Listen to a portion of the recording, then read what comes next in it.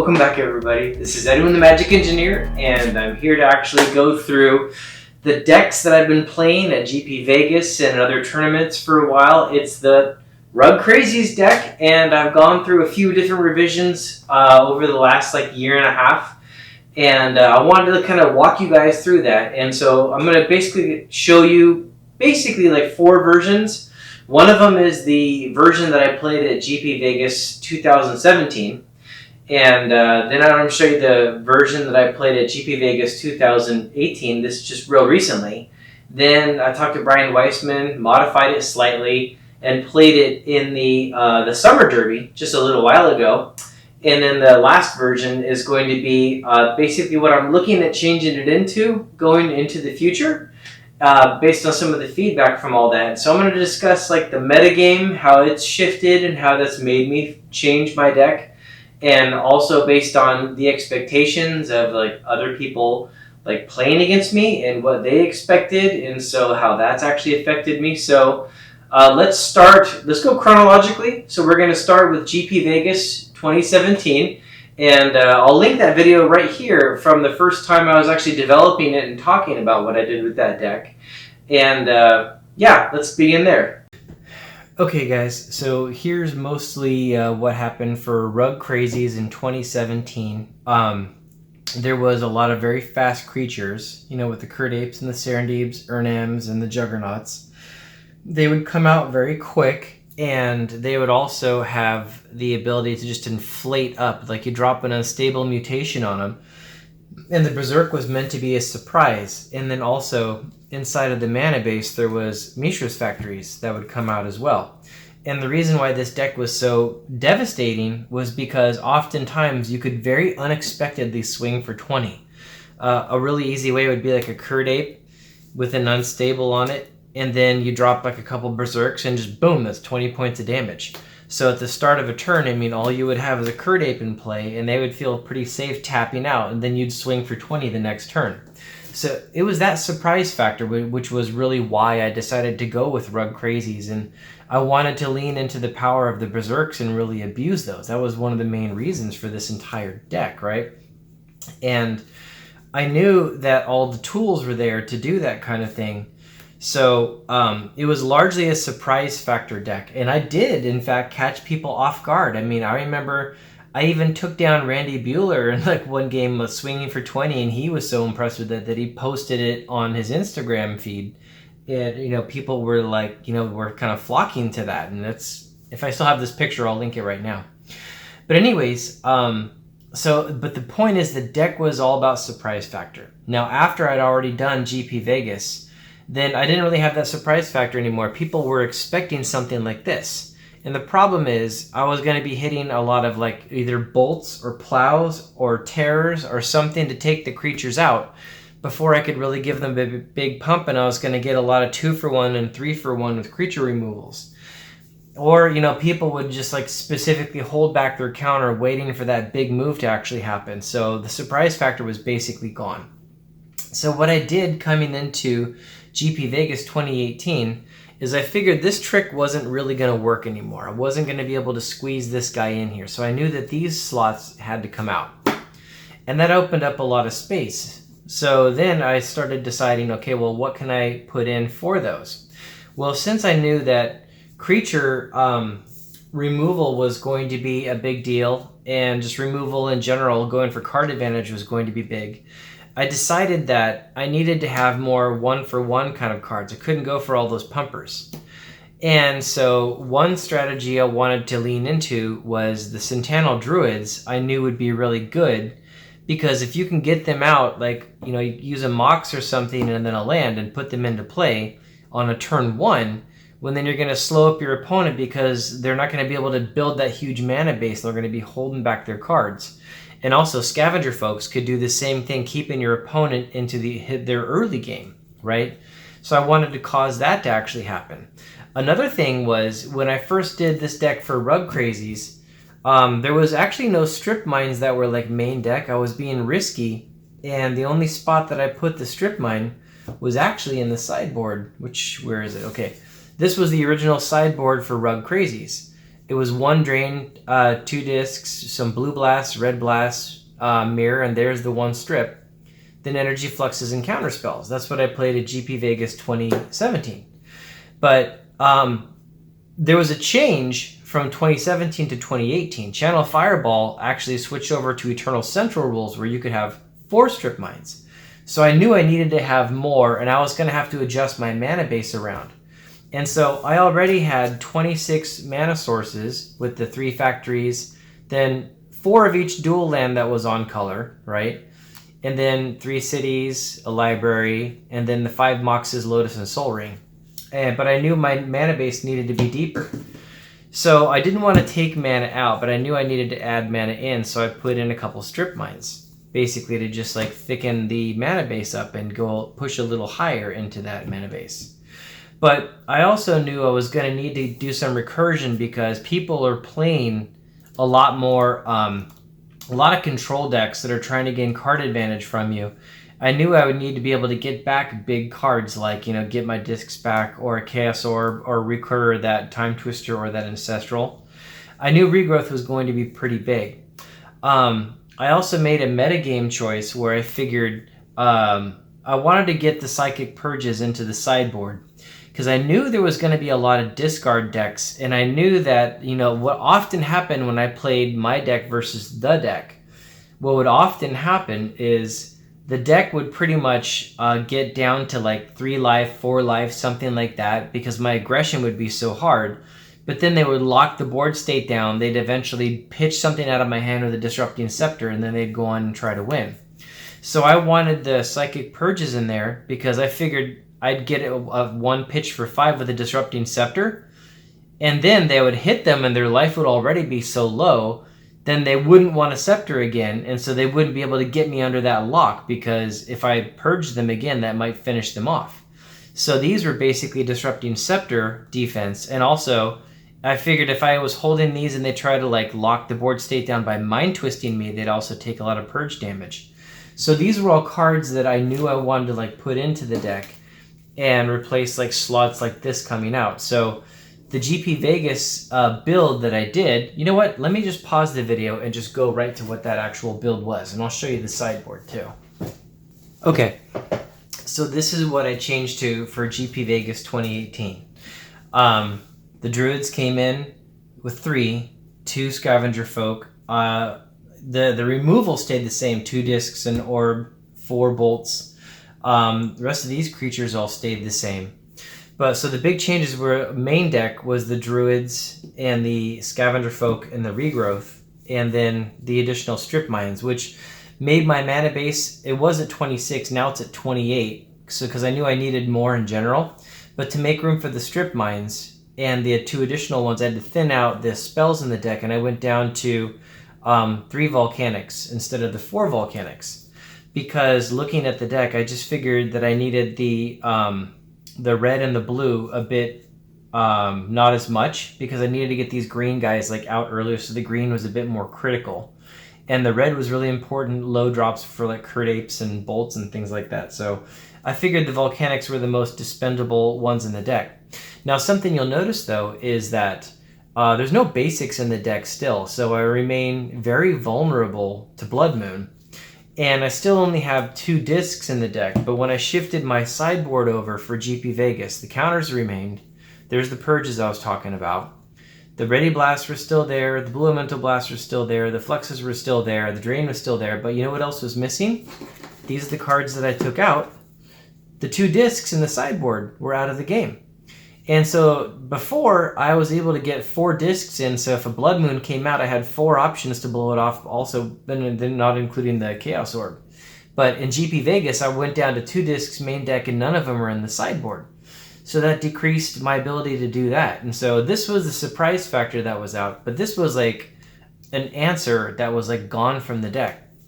And so Blood Moons were a huge threat for me for GP Vegas, and I definitely lost some games because of it, but that isn't actually what lost me the entire tournament. Mostly what lost me the entire tournament was not having a 4th Strip Mine would have been a big deal, because the library that I sometimes went unanswered ended up being like a really big deal. I really needed that 4th Strip Mine in the deck. Anyways, so this video that I'm going to link right above, if I haven't yet, of Brian Weissman and I talking, he gave me some very specific feedback. He said, you know what, Edwin, that you really need to do. You know, he liked a lot of the tech with like the druids and the folk and stuff like that. But Brian really thought the Argothian pixies would be superior to the druids because they work so well in a Mishra's Factory battle. And he also suggested I remove the Urnams and go with Suchis. And that was a big thing that he wanted to actually do. And let's see. Oh, one of his most fantastic bits of recommendation was the Concordant Crossroads. And I really liked this one, by the way. So those were big feedback that he gave me when the two of us were talking in that video that I linked. And so let me change this deck around and let me show you how I tried to integrate Brian's changes into this deck in order to, when I joined the actual Summer Derby.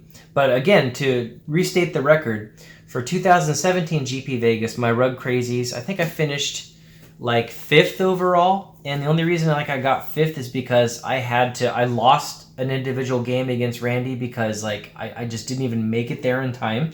So I didn't get to be there for the start. But I like swept like all my other matches and got 5th overall. Then the next year, with this version you're seeing here, I took 2nd at GP Vegas in the championship. And then I made the changes based on some discussions with Weissman that I'll show you in a second, and that will be version 3.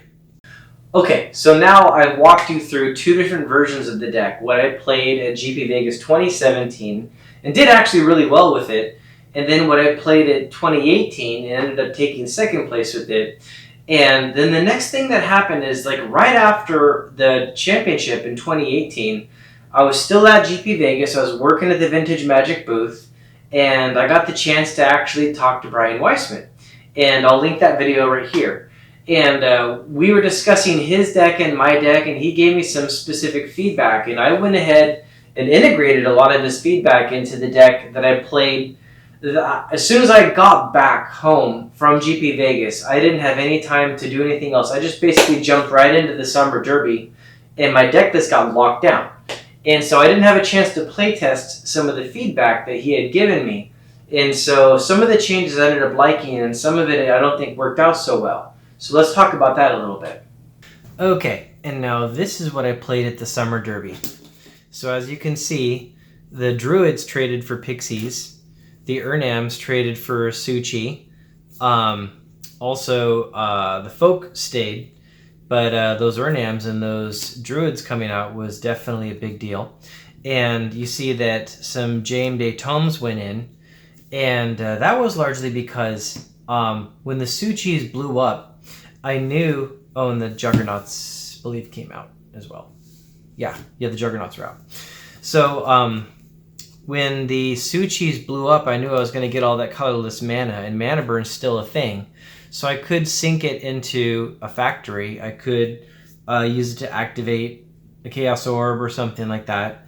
But I figured I might want to have another sink for the Suchis. And also at the same time, there's games where, you know, my opponent runs out of cards and I run out of cards and we're both sitting there top decking.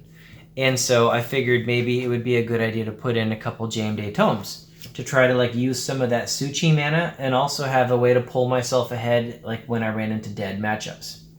Now, here was some of where the fatal flaws happened inside of the Summer Derby. Oh, sorry, I should also mention the sideboard. The counters were still there. Concordant Crossroads came into the sideboard.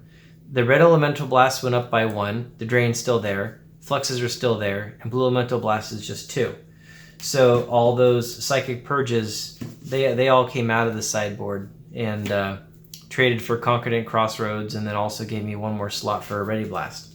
Anyways, so here's what worked and what didn't work. The Suchis, as expected, they ended up being pretty good against Abyss, like Brian was suggesting, but it turned out that the Concordant Crossroads was already so massive against Abyss that when I played them, on game 3, my opponent would often board out their Abyss because I just didn't figure that they needed it anymore. So he wasn't really needed for the Abyss quite so much. And what often happened is you might notice, like when I go to sideboard, I'm able to put in enchantments and stuff, but game one, and previously, people had a lot of dead draws with disenchants, right? I could, like, when I was doing all the aggression on them with, like, the early creatures, I could push my opponent to waste their disenchant on something stupid, like, you know, a Mox or something like that to try and, like, limit my mana base, right? And then, you know, I would wait until really good opportunities to use, like, a disc or an orb to blow stuff up. But, you know, the disenchants were pretty harsh against these. They're not as good against the Chaos Orb if I can use it right when their mana's out and they can't respond to me activating the Chaos Orb. But anyways, what happened a lot of times is the Su-Chis would come in and people already had like multiple disenchants or shatters main deck, and it gave them just a place to put it. So almost every game that the Su-Chis came out, they just got blown up because a card that was a dead card in people's decks suddenly became a good card. And they oftentimes still had Swords to Plowshares, and they had the disenchants. So the disenchants would hit these guys, and then the Swords to Plowshares would hit all the rest of my stuff. Then all I was left with was really janky creature to try to like actually power through a win. Whereas when I had the Urnams in there, the Urnams were much, you know, they couldn't get disenchanted, so they are a much beefier creature to rely upon. And the Sentinel Druids also had that great side effect of getting my opponent to hold back on many of their key artifact pieces, or say they would like waste a plow on a Sentinel Druid because they wanted to play their Moxen and their Jame Day Tomes, so they would plow a Druid off the board, and then I would play like a Serendib or I'd play an Urnam, and now their plow was gone, so it left them like without one of their best creature removals. So there was a great dynamic there, and when the Su-Chis came in and the Urnams went away, to a large extent, I lost that. Now, the Pixies are definitely really good for trading against Mishra's Factories, but, you know, to be honest, you know, with the Bolts in the deck and the Curd Apes in the deck and the Scavenger Folk and stuff like that, I already had enough defense against Mishra's Factories that I didn't honestly need the Pixies to come in and beef me up a little bit more against opposing factories. And the Druids had that great effect of holding back my opponent's cards, so that didn't end up being a really good trade. And the Jame Day Tomes, these ended up oftentimes like when it was early and I was like just going full aggression, I'd be sitting there holding my tome because it's like, what am I going to do? Like not cast a Curd Ape when I'm playing an aggression deck so I can put my book out and then try to like out control match them? There's no way. It wasn't a good idea. So I had to stick with the aggression plan. But then that meant the books often stayed in my hands, and then they would either get discarded or that one disenchant they hadn't used would get blown on the Jame Day Tome. So these ended up barely ever drawing me cards. Regrowth, of course, was great, and it was very useful in a lot of games, so I'm not against that. But the Su-Chis didn't end up working out so great, and the Pixies didn't end up working out so great. And coming into the sideboard, oftentimes, you know, I would board in Ready Blasts, and I would board in Counter Spells, and like, you know, they've even got the Drain, and when you look at it, if I board all these guys in, I've now got like 7 slots for counter magic. Effectively, right? To do the, like, you know, try to win a counter war. But when I'm doing that, I'm playing like a control matchup, and I just don't quite have the cards to do like good control matchups. So I could have gone a lot thinner on my control in my my counter magic that was actually in the sideboard. So that was just too many. The counter spells probably could at least go away. And the energy fluxes have just been fantastic. And so these guys have earned their spot. The Blue Elemental Blasts are a little bit questionable. So anyways, after noticing all this stuff, I realized that, you know, the deck was still, like, it was a good deck, but it definitely had some weak spots still. I still had weakness to Blood Moon because I didn't have a lot of ways to remove it. And I still had a lot of weakness to the Abyss in the early game. And I didn't have a lot of good answers for land tax and Land's Edge and things like that. And I was giving them too many good cards with the Su-Chis and stuff. And so all my games were close. There was almost none of my games that were like a blowout match. But when I would lose those little 2-for-1 kind of like, you know, trade-offs, you know, I'd try to get my aggressive creature on the board and keep that pressure on them, and they would take that dead card and blow them off the table. it was just too much, and so I'd just lose a little ground constantly. So the kind of trades that I would make now, if I was going to continue doing this RUG Crazies kind of deck, the Suchis would definitely come out. For sure, they would come out. And the Urnams would most definitely go in. The Pixies would probably come out, and I'd go back to the Druids, because I really like the Druids. Now, I'd also try to find a way to get these Scavenger Folk up a little bit more. Let's see, where is those? I thought I had, there we go. Maybe 1 or 2 more Scavenger Folk, because like these guys, they ended up being really important. In fact, I'd almost say doing this might actually be like a really good trade, because those Scavenger Folk ended up being a must counter for control decks. They gave me something that I could do against some decks, but they were like a must counter against other decks. So those were just fantastic. I definitely would want to stick with that. And now the books could come out for sure and open up slots for other stuff. So something closer to this, I think, ends up working out a little bit better inside of RUG Crazies. And in terms of the mana base, I'm still so susceptible to Blood Moon, but there is at least one change I can easily see, and this is kind of funny. So not oftentimes would people recommend taking out Power 9 cards and putting in something else, but I think maybe taking those 2 out, and let me see, where are the other ones? There was some other options. There they are. So the Fellwar Stones. I think this actually might be a pretty decent trade, taking out the Moxes and putting Fellwar Stones into the mana base in their spots. Now the reason being, a lot of times when people would Blood Moon me, they would actually have their own basic lands. And oftentimes of their basic lands, they would have, of course, a Plains, because, you know, they would want to actually keep access to like their white mana. Or they would actually keep islands out or something like that. And so, of course, I don't need Plains in this deck, but the islands would be really big because I still have access to my Serendibs. I have access to the Blue Elemental Blast. I can still get an Energy Flux into play. I can still Ancestral, Walk, and Twist, right? I mean, a lot of awful good stuff I can still play. Or if they ended up, for whatever reason, having like green mana, then the Fellwar Stones would still be able to give me some green mana for getting my Urnam or my Regrowth or something onto the table. And oftentimes, without a Blood Moon, they would at least be on color. So they're slow compared to these guys. But the colors are so important that I think the colors might actually help, and it might actually increase my resilience to actual Blood Moons being played. And I would probably also want to go back to having 4 discs in the sideboard. So I'd probably take out maybe the 3 counter spells. So I would just go down to the Red Elemental Blasts and put some Nevinral's discs back into the sideboard because they ended up being like so crucial. Anyways, that's kind of where I see RUG Crazies going if I continue with the red, green, blue. But I'll tell you what, guys. There's a different direction I'm wanting to go, and now I'm finally going to show you. Let's get right to that. And voila. This is how I see it evolving right now. This is a deck that I think has a lot of potential and deserves to be played. Now you'll notice that you still got some beefy ground creatures with the Urnams. You got now the Serendibs, and I've now finally brought in flying men, so you have some other flying options to get around moats. A little bit of the Unstable and Berserk tricks are back in. What's really nice about this is you can definitely force through some extra damage with the Unstables, and the Berserk is something that happens like a couple times or maybe even once in game 1, and that really will put an opponent back on their heels and make them really like concerned about what they're going to do, and they're probably going to prepare for it.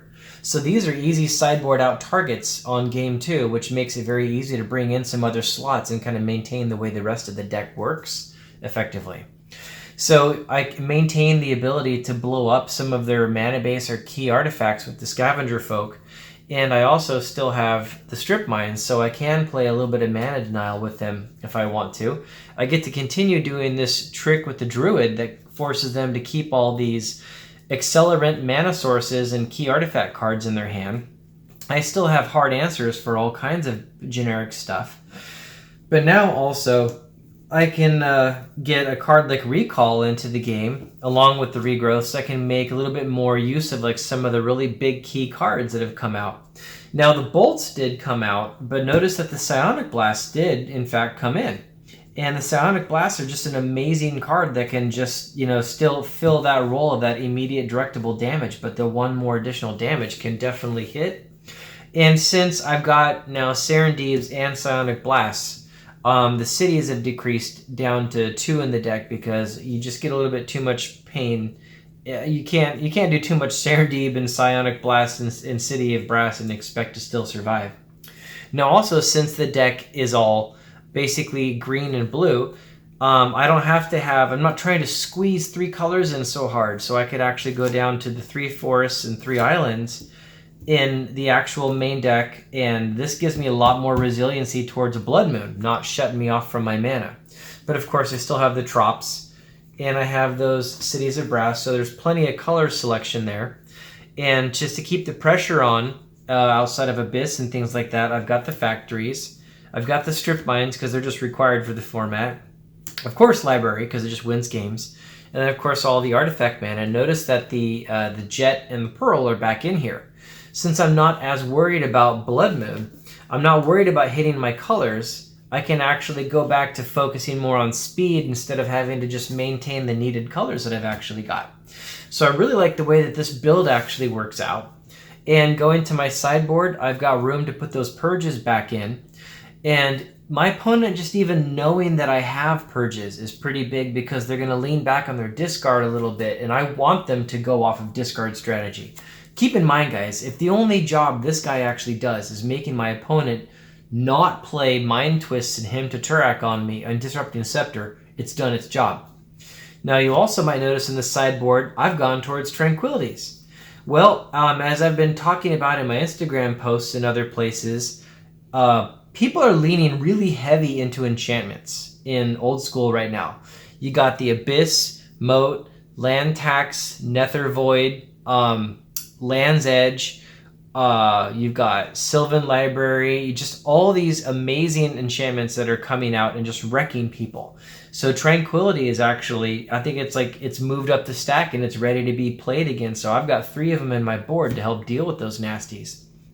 And you can't be playing blue without putting some blue elemental blasts in. They're just too big. So again, for hitting Land's Edge, Abyss, things like that, and also speeding up my deck, the Concordant Crossroads trick is just way too good. And also now, since I don't rely on artifacts very much, I use mine for speed, I can remain on this Energy Flux strategy, which is just fantastic. It's prison decks and the deck and stuff like that. And I at least have 1 counterspell to keep my opponents on their toes. So that's the blue-green build that I'm going to be working moving forward, and I'm really excited about this build. So there you go, guys. 4 versions of RUG Crazies. And as you can tell, the future direction that I'm headed, it doesn't really quantify being called RUG Crazies anymore. It's basically UG Crazies, because it's blue-green now is the direction that I'm going to experiment and try out. I think I can dump red pretty effectively and keep some of those main tools and decrease my exposure to things like Blood Moon and get a little bit more resilient to those enchantments and things like that, which is definitely one of the things I discovered that the deck suffers from, at least in this meta, right? And maybe I can try to get back into that like surprise theory, well, not anymore, now that I'm making videos about it, right? So yeah, that's the direction that the deck's gonna go, and thanks for everyone for sticking around and watching the videos, and I hope you guys tune back in. See you later. Bye.